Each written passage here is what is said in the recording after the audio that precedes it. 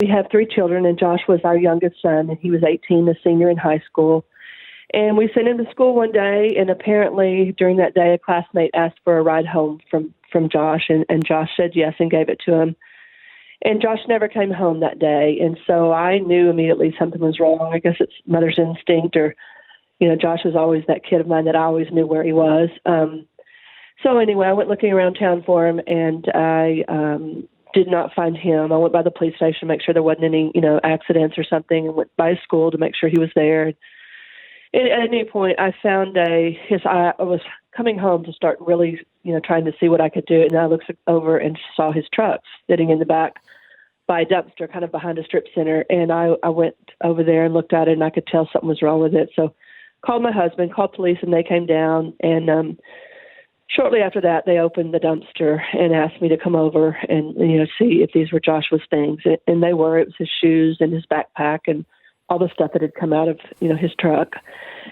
And so we stood there in that parking lot for hours. I was wondering if Josh was in there. And finally they sent us home, and they took his truck as, as evidence and made it a crime scene, and then sent us home to wait. And that morning, about 3 a.m, they came back and said they had a suspect in custody, and that they wanted us, we're going to look for him all the next day. So we spent the next day, whole day looking for him. And finally he gave up where he had put Joshua's body and told where it was. And so they found him.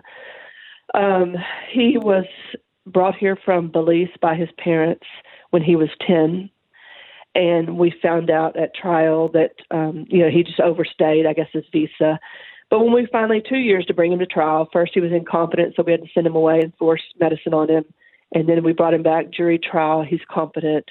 And then we went straight to the criminal trial. And at that point, the killer got on the stand and told us exactly how he murdered Josh. And he said, I first kneed him so hard in the stomach, and when he did it, it sliced Joshua's spleen. And next he took a closet rod and beat him in the head with it until the rod broke in 4 pieces. And he told us that Josh kept trying to get up off the ground, and he didn't want him to, so he strangled him. And he said, bloody bubbles were coming out of his nose. And, as a mother, you sit there and you hear that, and you think, he's struggling to breathe and grasping. And then he strangled him over and over until death. And then he tied him up with 13 loops of rope around his neck and to his hands and feet bound behind his back. And he put him in our truck, and he drove around town and bought $2 worth of gasoline. And then he set him in a field, and he put his ID and wallet, 8 or 10 feet away from the body, I guess wanting someone to know who he was. And then he set him on fire after death.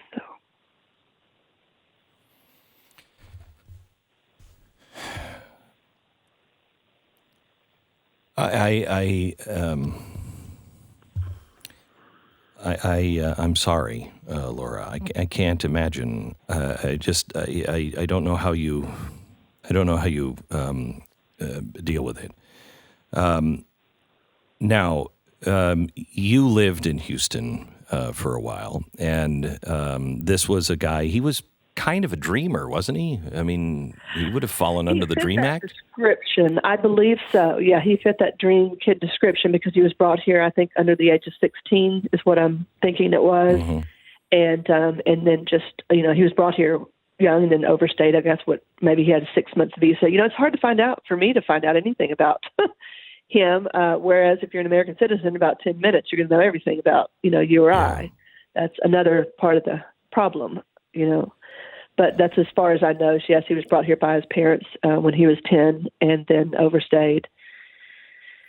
When the police first went to his parents' home and said, your son has killed, this boy, and his father said, well, I have a ticket to Belize that I've had for 3 weeks and I'm using it, He did not end up using that, but that was, it wasn't about, what kid? What are you talking about? How could my kid ever? It was none of that. It was, I have a ticket that I've had for 3 weeks, and I'm going to use it. For his son or for him? for him. He Oh had my tickets for gosh. him, and he just didn't. So that was his response. Oh rather my than, gosh. "What are you talking about? My kid killed somebody." What? It's just a response that I thought said everything it needed to say about him. His parents even. So Laura, don't talk to the politicians. 'Cause I don't care about the politicians, and just talk to a mom or a dad right now. I assume that you don't hate all immigrants and you don't hate Hispanics or anything else. Talk to a parent on why the conversation that we're having right now is so important, and I mean as a country, and why a border fence, a border wall is imperative. Yes, it is imperative. And I can't explain really. There's not words to even explain to you the depth of the pain when something like this happens, when you lose a child in anything. But then you add the trauma and the violence and the knowledge that he shouldn't have been in this country in the first place. And you die that day. I died that day to who I was. And you have to, it's down too much as learning to breathe again and crawl again and walk again and stand up again. And it's a rebuilding of our lives that will take forever to do. And the pain it's just a soul pain that it goes so deep you can't hardly even describe it.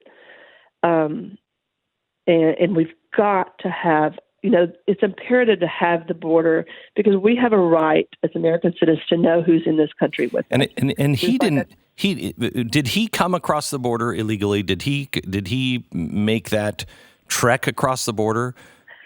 Do you even know? If I'm not mistaken, his parents had a 6-month visa for him. Okay. And it overstayed it. His right. So it's before he was. It's not, and this is, I think, really important to point out.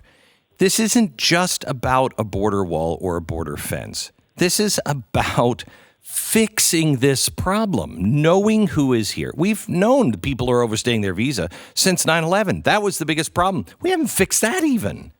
Doesn't seem like anybody cares about, and I don't mean to, because this isn't true, but it feels like no one cares about people like you. Oh, absolutely. And I do know it's not true. I mean, that's the only way I've made it through is that, God has assured me that, of where Josh is today and that he will get me through this. And that's the security that I have. But you're right. We have a right to know. I mean, I can't fly to Austin from Houston to Austin without a driver's license and, what it took to get that and what you have to maintain. You can't have 1,000 tickets and have a driver's license. And, you work to just follow the law. That's what you do as an American citizen. You do it or you don't get the privileges to drive, to fly, to, those things. And I just don't understand why they would want to give it away in even leniency on those things to people that have already committed the crime of coming in this country or overstaying a visa.